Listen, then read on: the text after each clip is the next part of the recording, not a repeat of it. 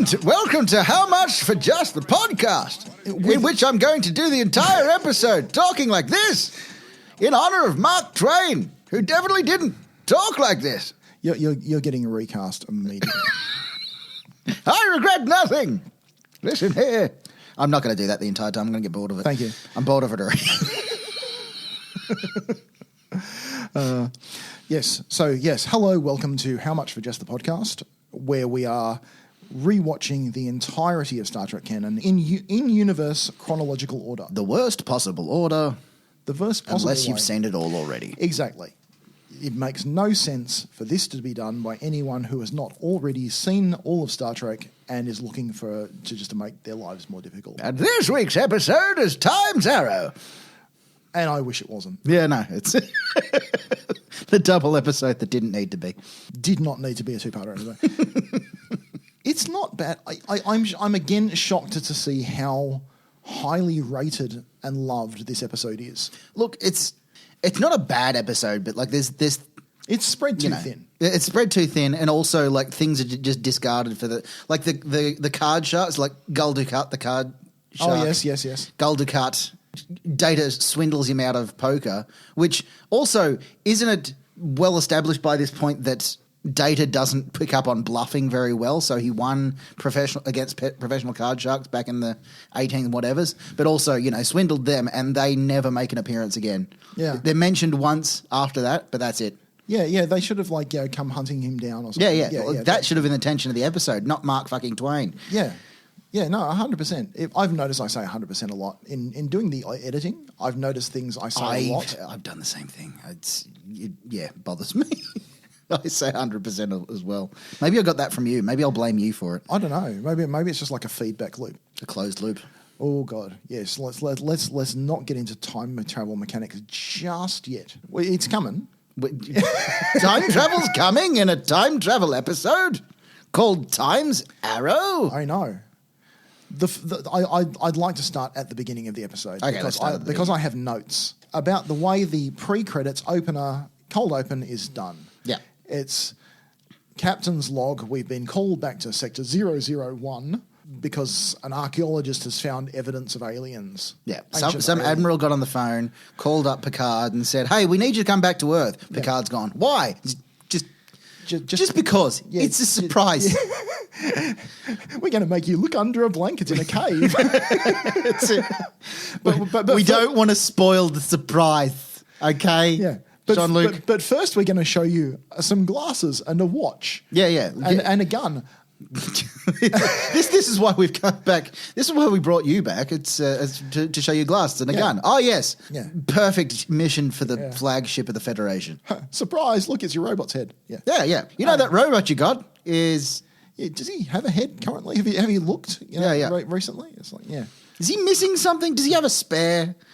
Is this where they got Crichton from Red Dwarf spare heads? Is this where they got that concept from? Yeah, no. So, Crichton's Spare Heads aired February 1991. Time's Arrow aired June 1992. That's a year and a half later. Yeah, so a year and a half later. So, between airings, so presumably the writing process was probably underway. But yeah, so... Also, it's possible like someone saw the spare heads thing and said, what if Data lost his head? And the rest, as they say, is history. Do you think there might have been sci-fi nerds in the 90s working on Star Trek? Sci-fi nerds working on Star Trek, working on a sci-fi show. Doesn't sound very plausible. No. It's let's just dismiss that idea. So yes, well done, Red Dwarf, for parodying a thing that hasn't happened yet. We've got a temporal anomaly. And someone's taken the piss out of something that hasn't happened yet. I'm going to speak more about Red Dwarf when we get up to Voyager, but that's a teaser for future episodes, dear listeners. Fucking hell. We have some Voyager coming up before too long. Yeah, we do. That's Future's End in 2 episodes time, 3 Yeah, episodes something time. like that. Yeah. Next one is City on the Edge of Forever. Then there's Stormfront, and then there's Future's End. I'm looking forward to seeing some Voyager, and just like I like how the beginning of this chronological thing mixes gives thing up a lot. taste of everything. Yeah, it does. It gets us a Little bit of this, a little bit of that, Yeah. a little bit of good, a little bit of bad, a little bit of mediocre. Which is this? I mean, again, the character interactions in Time's Arrow were fun. Yes, Picard and Data is always fun. yes. Good times had there. Fuck Mark Twain. How dare you, young man? I'm doing the voice again.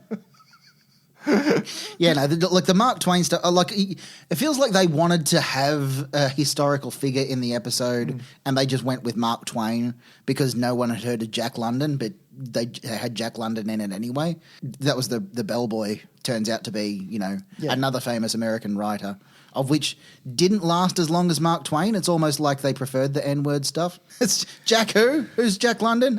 Forget that. Let's go with the racist stuff. There was a definite choice of making him sound like that, and it's the wrong choice. Yeah. Because I've done research this week as well. Oh, yes, you go on. And there's no actual audio recordings of Mark Twain out there in the wild. They don't exist. He did play around with those wax cylinder early audio recordings on wax cylinders that he didn't like very much, or he got sick of, or something like that, and they were all destroyed or recycled or what have you. However, there was an actor of the name of William Gillette in the early 1900s who, in his early life, lived next door to Mark Twain, Samuel Clemens. Which one's the real name? Which one's the pen Sam name? Clemens is Sam Clemens is the real name. Is the real name. So lived next door to Sam Clemens and had a lot to do with him growing up, and so knew exactly what he sounded like. And he sort of made a bit of a living traveling around the place doing impressions of famous people or people of note of the time, and he did an impression of Mark Twain reading one of Mark Twain's writings. And that's as close as we've got to an audio recording. That audio recording still exists from about 1935. So this is like in the very early days of audio recording penetration. There wasn't much of it going on. And he went around doing impressions. How did anyone check? He could have... I mean, the 1930s... He could have gone and done any voice and said, I'm doing Mark Twain. And no one would know to go, hang on a minute, that doesn't sound like... Because... In the 1930s, when he was actually sort of you had talkies around then, like you had the talkie movies, which, But which Mark Twain, the real one, wasn't in. No. But I mean, like... The recording of this guy doing the impression exists. Yes. But there's no reference recordings that anyone could possibly compare. No one could compare it to. We're just going on his word. Yeah, this is what Mark Twain sounded like. That's what I mean. It's like, his word is the only thing we've got. Yeah. And in fairness, it's a lot easier for me to find this with the internet rather than in 1992 when the episode first came out. So the actor, whose name I forget, didn't have that reference point. But you look at a photo of Mark Twain and he does look like he sounds like this. Yes. And he says all the things. But also he was known as a famous orator. So I feel like if he was always talking in a weird sort of inflection and saying silly things and... young man, and people wouldn't have listened to him. Although, people with funny voices, people do tend to listen to. I mean, people still fucking listen to Jordan Peterson, even though he sounds like alt-right Kermit the Frog. Which one of them drops more N-bomb? Yeah, look, I don't know. Is that what people are just going to see? It's like it's like slowing down for a car crash. Of its time. That's how they used to speak back in the day, so of course he's going to write about it. But, Huckleberry Finn stuff was a historical novel when Mark Twain was a person. When he was a person, when he was alive. Well, they did speak with that sort of fruity language before his carbon was recycled. Yeah. Why are we getting on top of fucking Samuel Clemens when Quentin Tarantino's right there? There's a lot of N-words in his stuff too. There is too. Anyway, why are we on the N-word? Oh, because I mentioned Jordan Peterson. Yeah. Right, of course. Kermit the Frog, you up yours, weak woke moralists. So at one point in Time's Arrow, you have Data and Picard, who was Beverly and Riker and Troy, pretty much and Geordi. the entire senior staff are back in the past, except for Worf.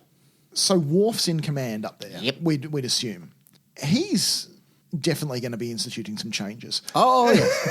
Yeah, It's you'll all not- stop messing about. It's not like Worf to get carried away with his power at all.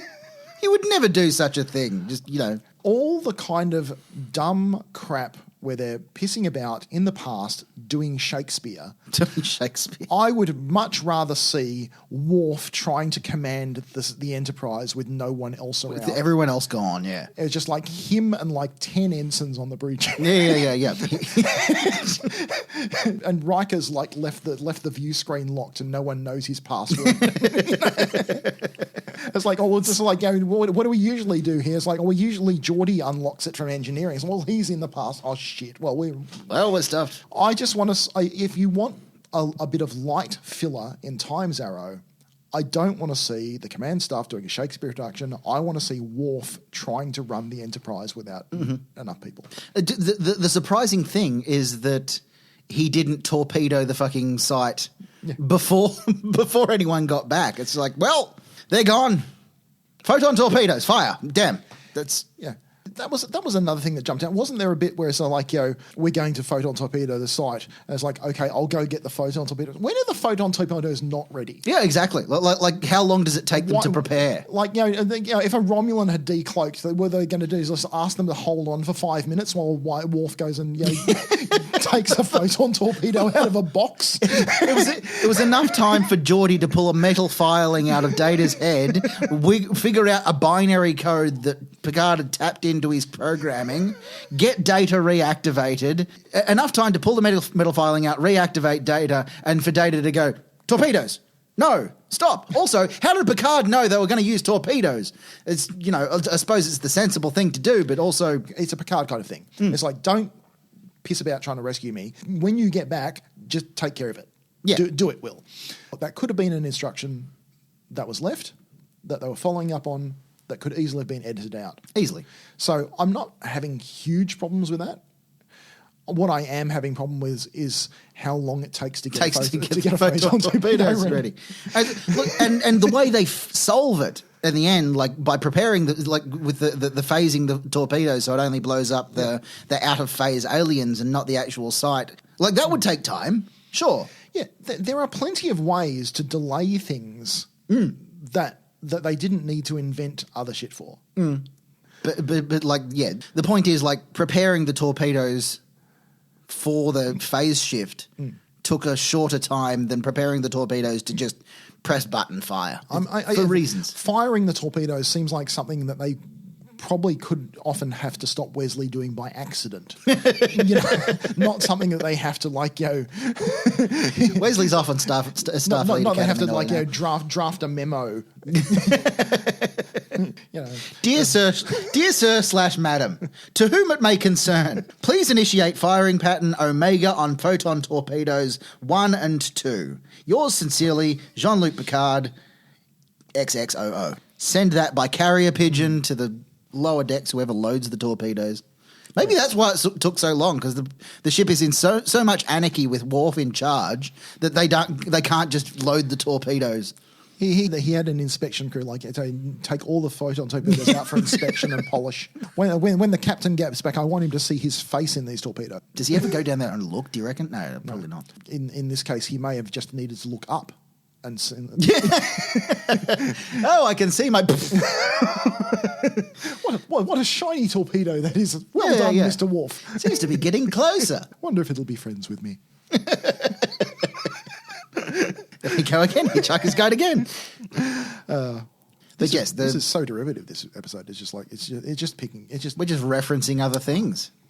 Why be creative when you can just copy other people who have already been successful? We're not successful. Why wouldn't we copy other people that are successful? Well, we're like a cover band. I'm pretty certain that's how Zack Snyder came up with his latest movie. Which one was that? Oh, that's the one with the lightsabers. Oh, that one. Yeah, no, yeah. That's also, right, it's Dune. Also, it's Lord of the Rings. Yeah. Also, it's fucking How to Train Your Dragon for some reason. Also, it's Game of Thrones. Also, it's whatever else he could find on the cutting room floor. You're not allowed to do Star Wars. Well, I'll make my own Star Wars with hookers and blackjack. Anyway, that's all he's done. I'm going to watch it.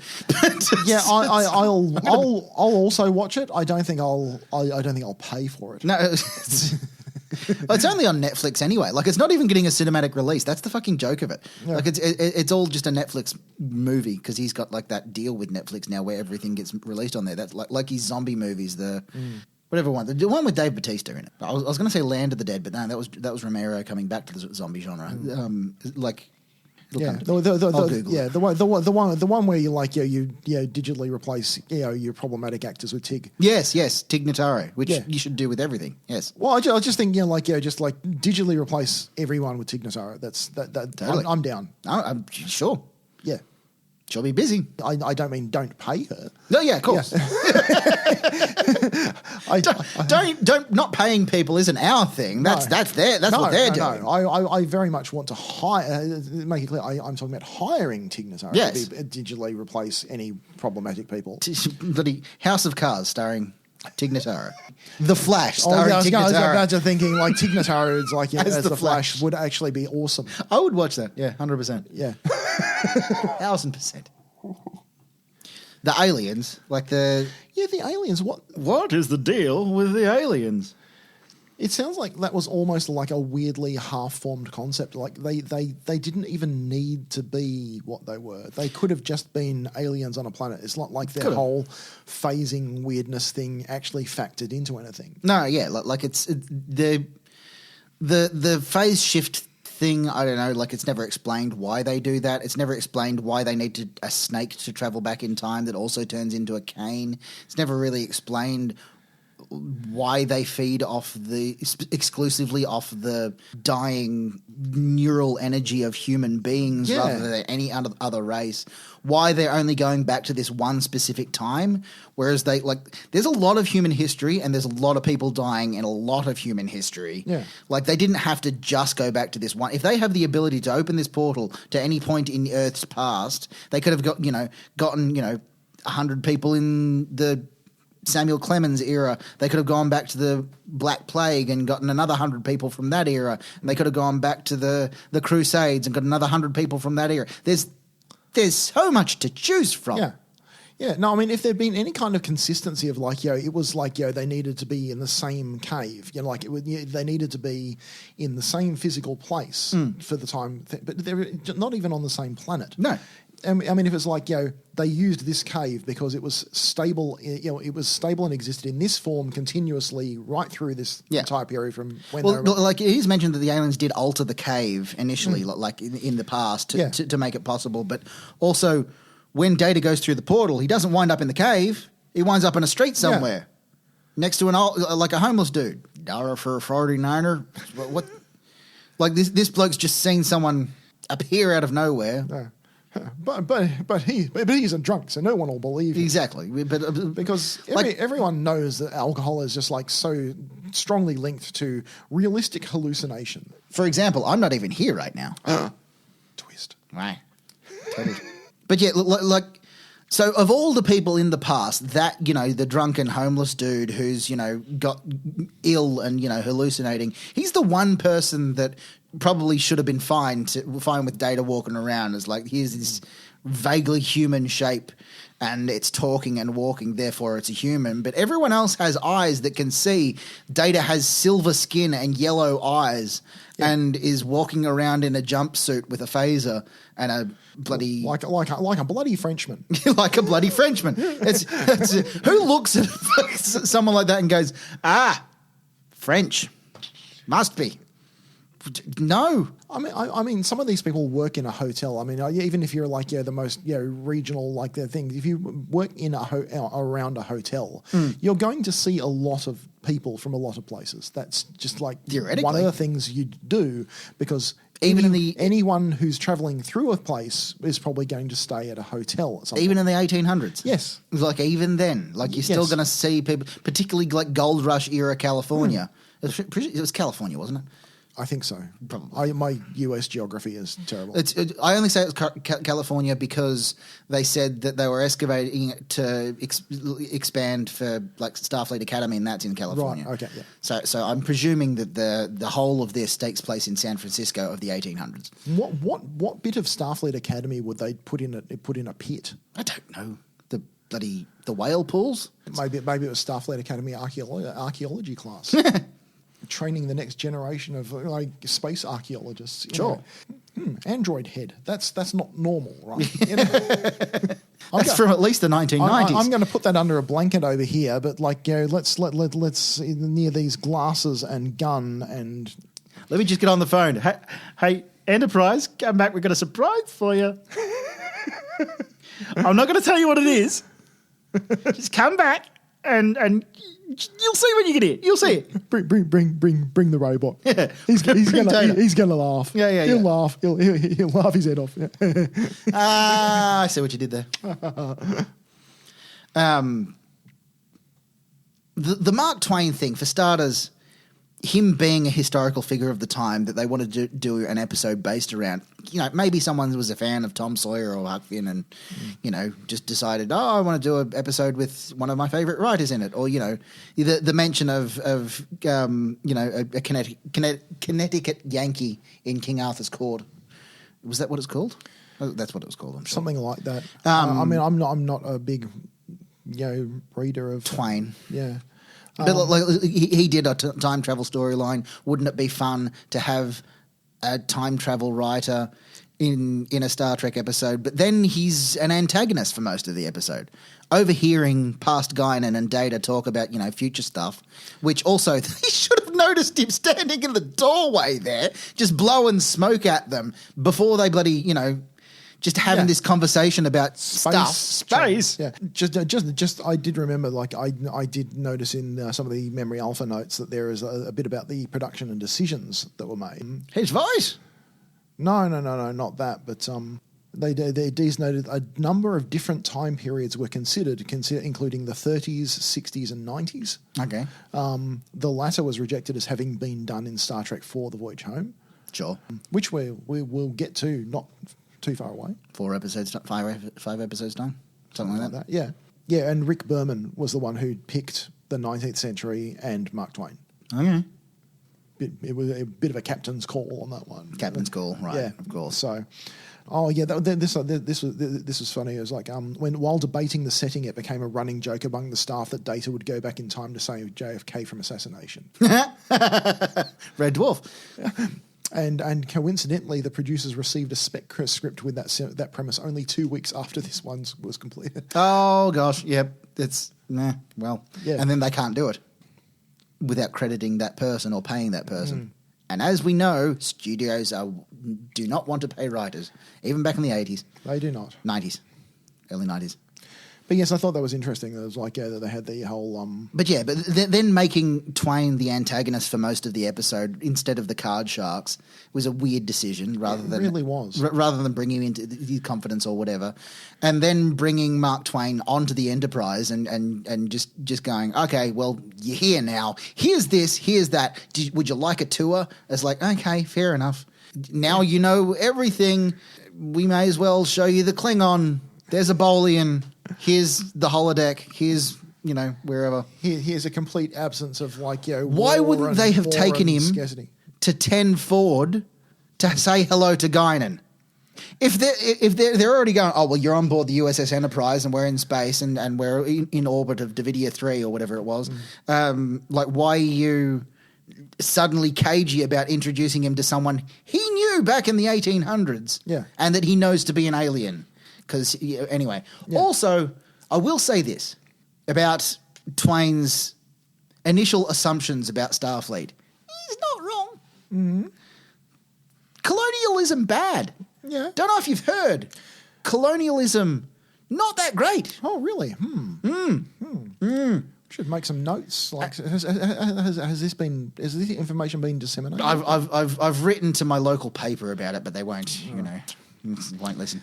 The point he makes about, because we as Star Trek fans, we see the Star Trek future as this post-scarcity society working for the betterment of humankind and the benefit of all the races of the Federation and that sort of thing. They have a lot of colonies on a lot of worlds that would have needed to displace at least some native organisms. And yes, they do, surveys to make sure that there's nothing sentient living there or what have you. How many times does that fuck up? Every single time they go to a colony, there's some sort of fuck up going, oh, look, the rocks are alive. Who knew that was going to happen? Yeah. You might have known that if that was going to happen if you did proper bloody science before you got there. No, the colonialist mindset is very much ingrained into the Federation society, and it's probably not a good thing from the perspective of outsiders. Also, they are fucking heavily armed. Like they say that Starfleet's not a military, but they have military ranks. They're armed to the teeth. They've got shields and photon torpedoes and quantum torpedoes and phasers and all sorts of weaponry for protection. How many times has that been said throughout history? Oh, we're just here for self-defense. Also, this land is ours now. That's what the Federation does. And I mean, in a post-scarcity society, they can literally make more land anytime they want. Just replicate a planet. Just replicate another piece. You need another piece of dirt. Here's some, But computer terra nullius hot. but that's what Mark Twain says about the Spanish and the conquistadors and like everyone else that has arrived at a place heavily armed and decided that this is theirs now. It's what the Federation does. They show up with phasers and terraforming equipment and go, this is ours now. We're going to put a human colony here. And he's not wrong. Yeah. Like in the narrative of Star Trek, they're the good guys and they are doing the right thing, and they're doing it right this time. We're some of the good ones. They were more overtly military in TOS. Yeah, 100%. Because they were very much like, well, we are in the middle of a war. We're like, Klingon wars, Romulan wars. We're like, the shit's going down. So yes, we are. And more like of an active military thing. The crew was treated much more militaristically in TOS than in Next Gen and Deep Space Nine, and even Deep Space Nine that was actually at war gave their officers a lot of leeway. Yes, Captain Jellicoe, you'll give him one thing as like probably Deanna should be in a uniform on the bridge. I think you've said that before. Yes, I think I've just taken that out of your mouth. That moment. Well, I mean, this is why I think Jellicoe was 100% redeemable. He made very correct decisions while in command of the Enterprise. Absolutely, I nearly said 100%, and I didn't. Damn it. Walked it back. It's too late now.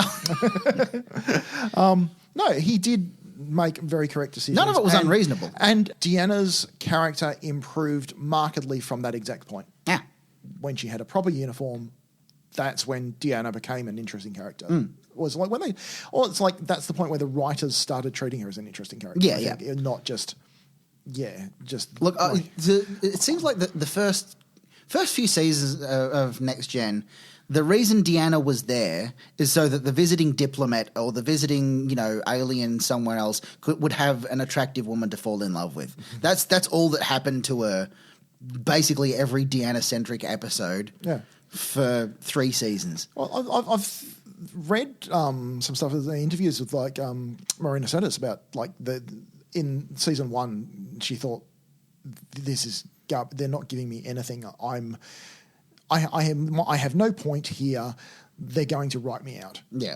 And then it wasn't until like they killed off Tasha and sacked Beverly that she suddenly went, oh, well, they're not going to take another woman out of the cast now. At least I've got another year. Oh, ye of little faith. You have no idea the fuckery that they could go on with. But also, like, she didn't feel very secure. She didn't feel like she was contributing anything via that character. And well, you know about Roddenberry's original plan for Deanna, right? That she was supposed to be the brains of the outfit. No. She was supposed to. She was supposed to almost be the Spock analog at some point. No. Roddenberry's original plan for Deanna: 3 boobs. That was his plan. That's Gene's vision. 3 boobs. That's it. It was it was Dorothy Fontana who sat him down and said, "Fucking no, 2's enough to manage. Like 2 gets in the way enough. 3 boobs. Also, think of the makeup. You got to do that every episode. No, Gene Roddenberry had been reading Hitchhiker's Guide. Eccentric Columbus, the triple-breasted horror of Eroticon 6. Yep. He went, no, I'm having one of those. That's a good idea. I'm going to put that on TV. Gene was unabashedly horny.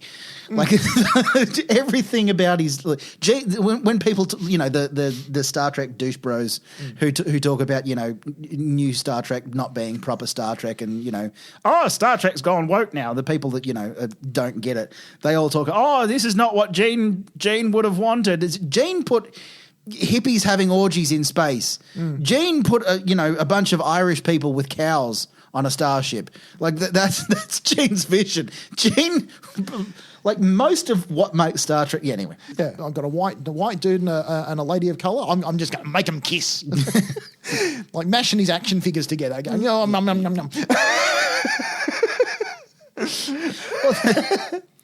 I can't think of anything else about this episode that really got to me. It's like, look, there is the Shakespeare bit. The Shakespeare bit and the landlady. The landlady is just pointless. It's just like I don't even want to hang shit on it. It's just not. It's just why? Yeah. And also, like, they're all in costume. They're all in past costume. Riker's got a policeman's costume in the time between the to be continued and the start of the next season's episode. They've got all of that without the money to pay the rent for the week. What's also like the landlady walks in and there's a police officer rehearsing a Shakespeare play in full uniform, and she doesn't go, "That's a bit weird, a bit strange that this police officer is in an acting troupe." Where did they get the costumes from? It's not a holodeck episode. They must have there's got to be like some sneaking around and hitting people from behind. Yeah. Whoops, oh. Yeah. Cheeky little knock on the head. Oh, I've got a policeman's uniform now. Cheeky me. Yeah. But like none of that scene, and Deanna and Beverly both have the full ruffle, the high society dresses. Yeah. That's not something you leave on the clothesline out the back. No. Well, like that's not something you. Like, do they conk the heads of some high society people? If so, I hope so. Why aren't so do I. But also, why aren't the police already hunting for them before they go to the hospital? Indeed.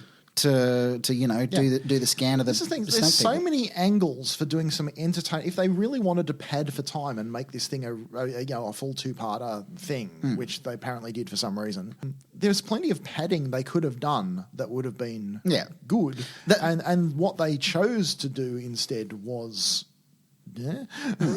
They made a point of explaining how Data gets money in this time frame is by winning the poker game, but they didn't bother doing the same explanation for how the rest of the crew get their clothes or get their room. Riker was probably just did a few odd jobs as a hooker or something. Probably he was probably just out there on the street, out there in a corner, it's like blow job for a nickel, sir. Picard just go, "How do we get money for this time period?" Okay, fine, sir. I'll take my clothes off. Nobody asked you for number one. Well, they're off now. Deanna's in the background. No, let the man speak. Hang on, I think he's got something. And one of them happened to be a police officer. I can just see a Will Riker Carry On movie. Will picking up a policeman on the street corner, taking him to the hotel room as disrobing and cheekily running off with his uniform. And there is that episode with the First Contact episode where he's dressed as an alien and he gets in the accident and he goes to the hospital and they realise he's an alien and that sort of thing. And Lilith from Frasier and Cheers fame comes in to release him. And does the whole I've always wanted to make love to an alien. Yes. And Riker's just gone, fine. When on Rome planet. Riker's not averse to, putting his member where it'll fit. Like it's not a. He's just down to try stuff. Yeah, it's yeah. like, and bless him. Who among us? Let he who is without sin cast the first It's bout of like, gonorrhea. You're from an androgynous, non-binary race. I was like, I'll take a stab at that. Yeah. It's like, your species like changes gender, Yeah, yeah. like casually. Fine, let's go. Let's take that round the block. Let's see how these two Lego pieces fit together. Yeah. Let's see if I can insert column A into slot B. I like that explanation. Riker was a hooker in the 1800s. That's now canon.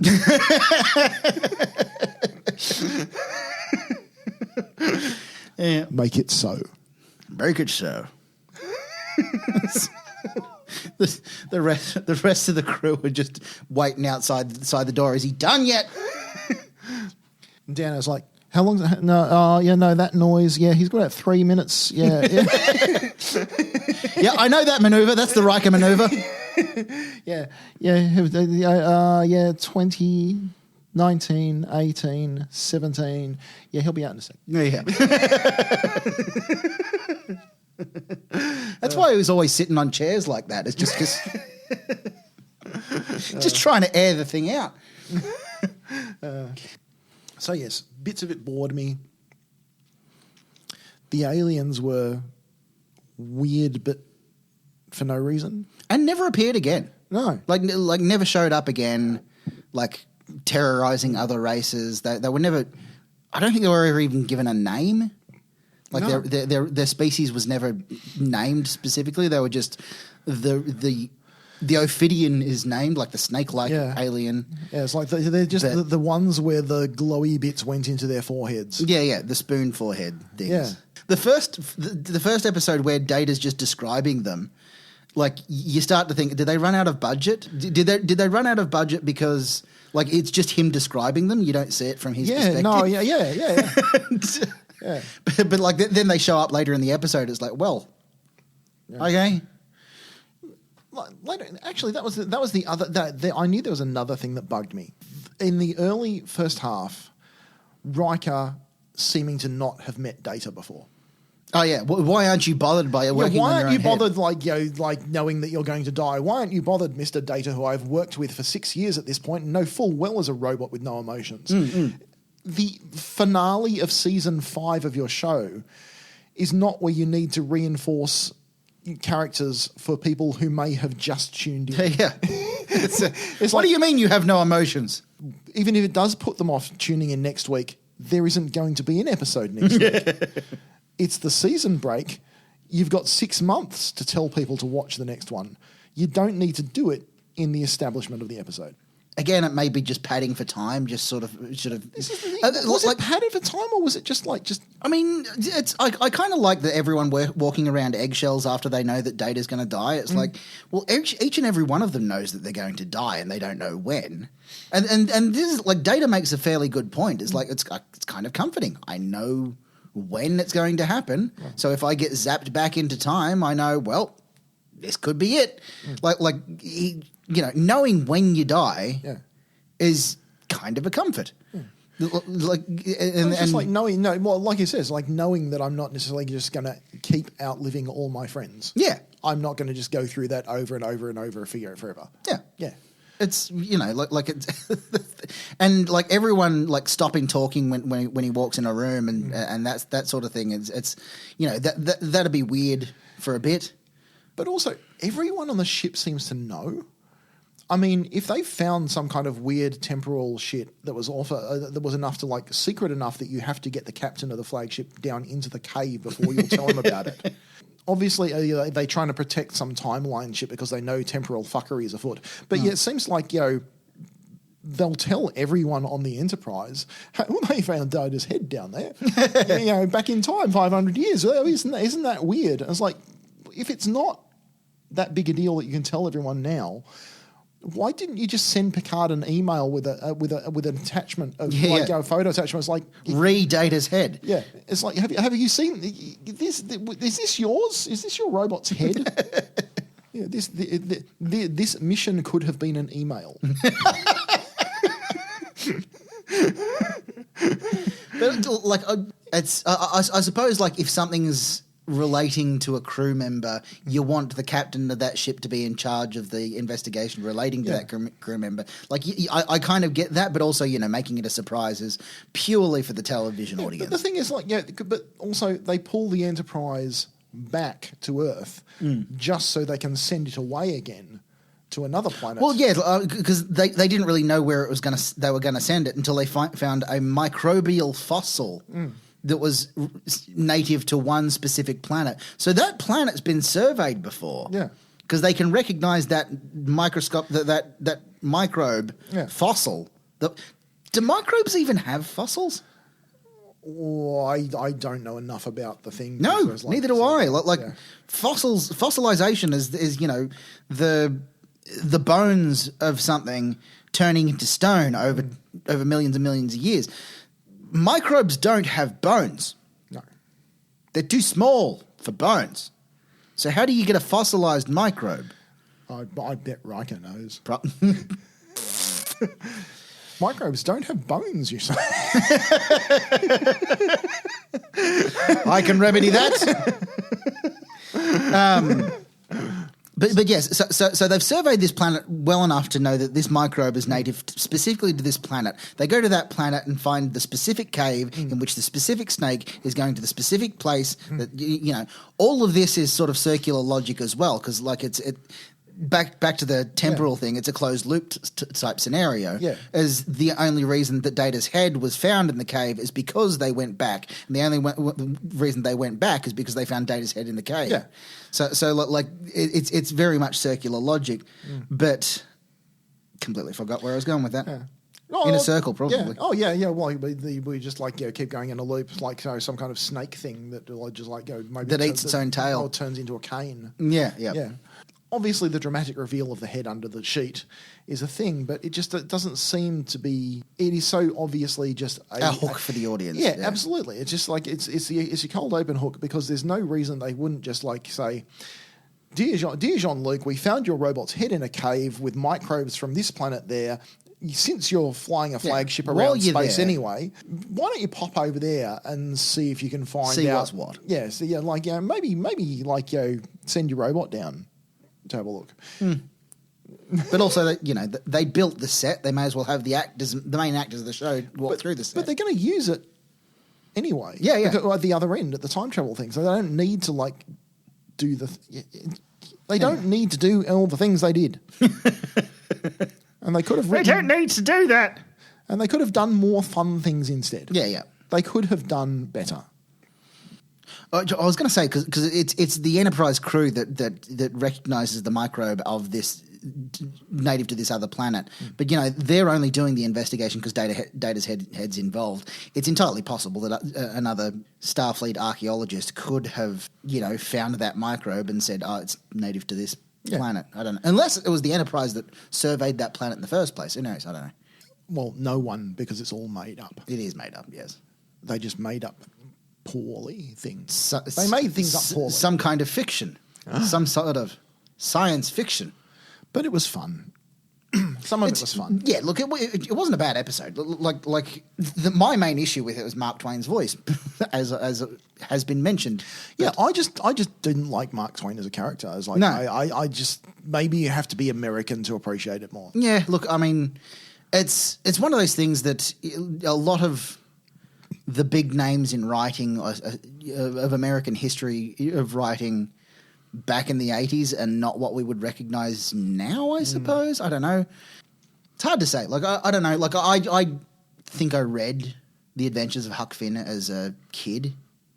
Or maybe it was an abridged version or something. I've got a feeling I may have encountered it too. And I think it was just one of the things on the bookshelf when I was a kid, and it was I may have flipped through it. I don't know if I read it or not. Or It never really grabbed me because, as an Australian, reading a piece of quintessential Americana has no reference point. Yeah. I I never befriended a slave on a raft. I just couldn't relate to befriending a slave on a raft. Yeah. Now that I'm thinking about that scene, I was like, I do think I recall reading the bit about the raft thing. But I don't think at that point I even registered or clicked on the idea of a slave. Yeah, no, I don't think it's it was not a something thing that is. in my and that part of that would be the age at which I read it, which was probably way too young to have read it. Yeah.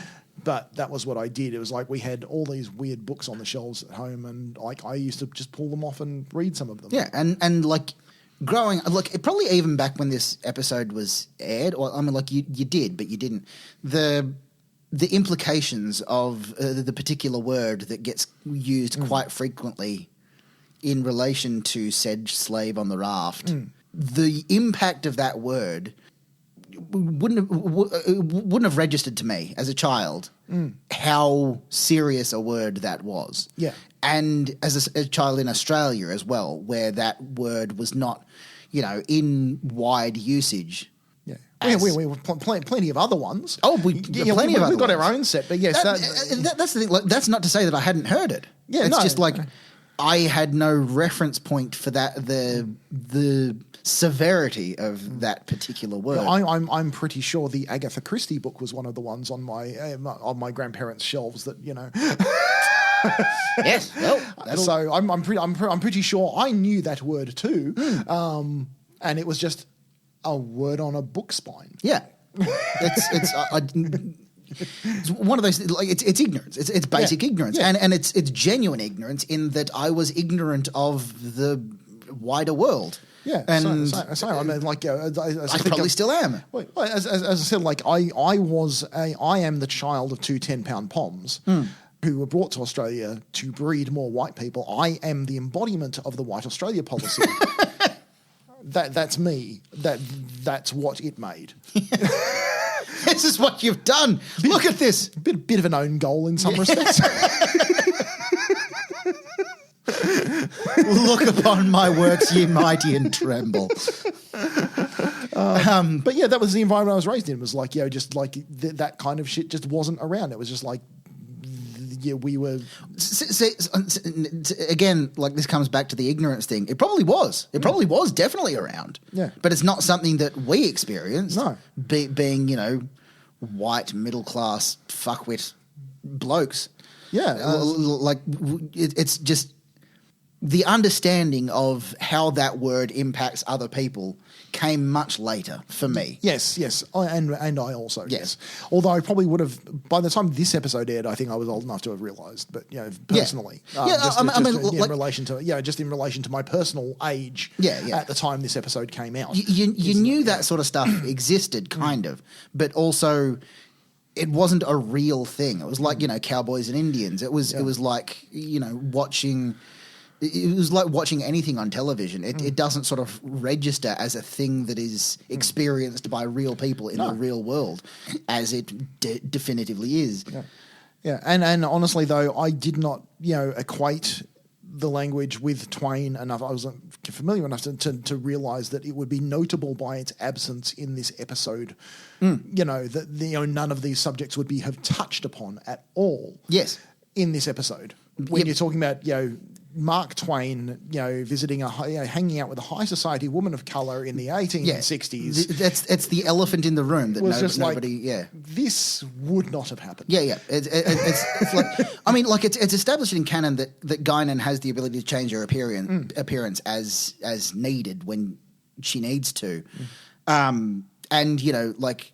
It's a bit of a mental stretch. Maybe she changed her appearance back then, but also how would Data have recognised her in the paper if she had changed her appearance? But yes, a woman of colour palling around in high society with the likes of Sam Clemens and a bunch of other white folks in a very large mansion which she appears to own. Like, that's the biggest stretch in this entire episode. Is that there's no racists in 1800s America. Time travel piece of cake. Time travel, aliens, no problem. Data's head doesn't matter. An 1800s America without racism. Are we sure? And look, and from a Star Trek perspective, the way that the show always has been, it's trying to be progressive and, pushing the envelope and effectively ignoring that, race exists among humans, I suppose, Vulcans. Yeah. And Romulans, yeah. fucking no. The Romulans aren't allowed in Starfleet, but in terms of like the human race, like all of them are the human race. It was very much put to the side as like they're ignoring it to make a point that we should be ignoring it.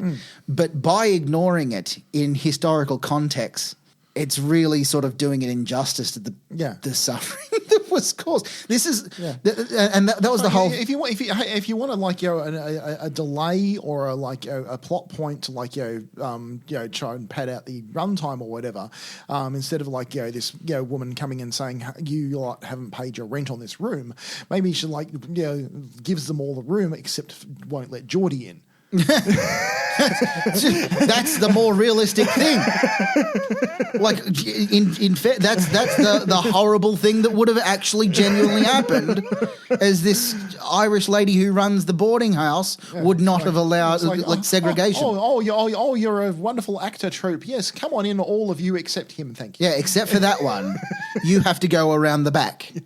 And stay with the horses or whatever. I don't know what they did. But that's the thing. It's like there were angles, and that's the thing with Star Trek in the 90s is it made a point of ignoring those things, and ignoring those things is probably the wrong path to go down, as we've later learned now, and which as soon as Deep Space Nine, like season 7, Cisco's issue with the singing hologram, people of his skin tone would not have been allowed into such an establishment back then. So that's why he was never a big fan of Vic Fontaine.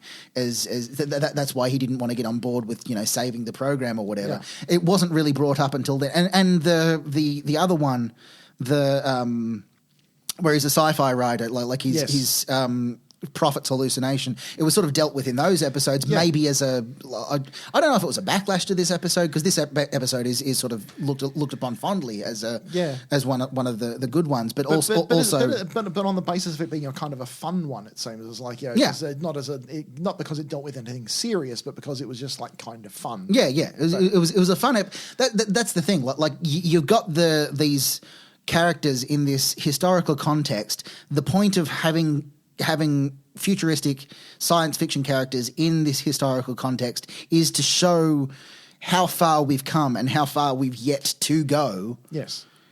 And they didn't do that. They did not. They just said, here's a fun old man writer who talks like this, and they're going to have some fun with him and take him to the future. And show him a replicator. Here's a replicator. Oh, they can't do Havana cigars. You'd never get the thing right, and I'm not giving up cigars for this, whatever. Oh, but that's okay, man. That's okay, Mr. Clemens, because we can just teleport cancer out of you now. Smoke all you want, mate. Again, looking from a 2023 perspective, it seems like a missed opportunity. Yeah. Of this is where Star Trek could have dealt with some serious things and didn't want to because sci-fi, because shenanigans. Well, maybe they didn't want to because they also wanted to stay on the air, and there's always been that thing with Star Trek. It's they'll push it as far as they can go, and the studios often pushes back and says, "No, you can't." Yeah. So maybe there was also famously some of the showrunners of TNG at the time were very much regressive in that regard. Yeah, it's no, we won't try and push it. We don't want to make too many waves because we want to keep getting paid, which is a thing. But I hear good things about getting paid. Should try that. Yeah, give it a go. It's late TNG. It's fun character bits. It misses some opportunities. Yeah, it's all right.